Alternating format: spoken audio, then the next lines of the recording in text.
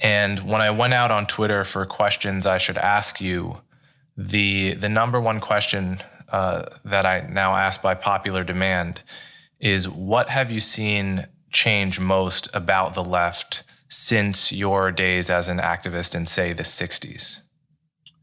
Well, the main thing that's happened is it's expanded very substantially in scale and in dedication and commitment. So if you look at I go back to the 1930s. I won't talk about that, but let's take just the post-war period. The 1950s were a period of pretty much quiescence.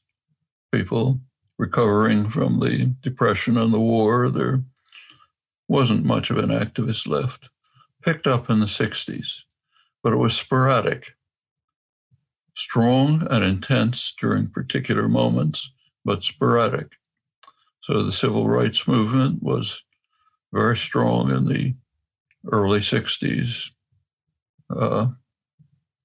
Pretty much what happened to the civil rights movement is that, first of all, it splintered in several directions, but also Martin Luther King, who was the major figure, moved towards broader concerns, not just voting rights for blacks in the South, but the rights of poor people everywhere.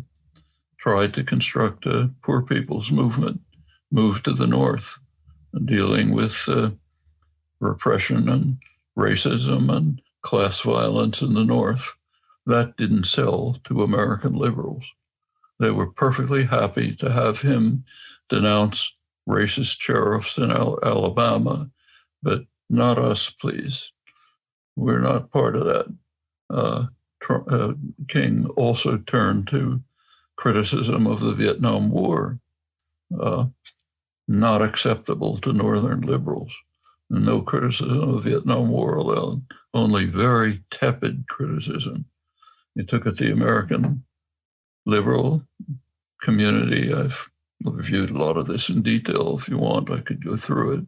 But the sharpest criticism of the war that you could make up till the end, 1975, was a mistake. We made a mistake. Quote Anthony Lewis, way at the left of the tolerated opinion in 1975, and a serious civil rights, human rights activist, and so on. Anthony Lewis, 75, said the war began with blundering efforts to do good. Why blundering? Because they failed. Why to do good? Because that's an axiom. You don't have to justify it. If the US government is doing it, it was an effort to do good. So that's an axiom, like the air we breathe. Then he said by 1969, it became clear that it was a disaster. We could not bring democracy to South Vietnam at a cost acceptable to ourselves. Again, an axiom. We were trying to bring democracy. The facts don't matter. Don't bring them up. But it was wrong because the cost for us was too high. It's kind of interesting that that was about the left extreme of commentary on the war. By the very end, it was, before that, it was even less. It's kind of interesting that if you look at public opinion at the same time, 1975, carefully studied, Chicago Council of Foreign Relations did extensive studies regularly. One of the questions they asked is, what do you think about the Vietnam War, of course?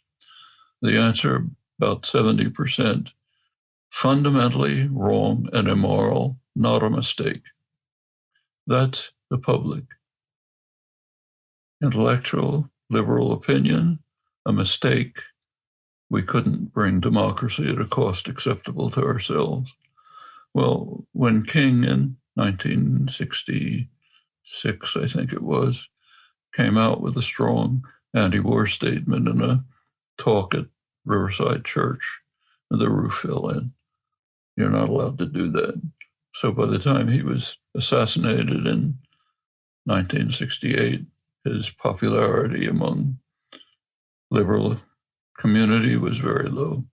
But in general, the civil rights movement either splintered or moved to directions which liberal America wouldn't accept. What about the anti-war movement, which I myself was very heavily involved in? Well, began too late, early 1960s, when Kennedy sharply escalated the war. It was almost impossible to talk about it, literally. I mean, I was giving talks in somebody's living room, a church with half a dozen people.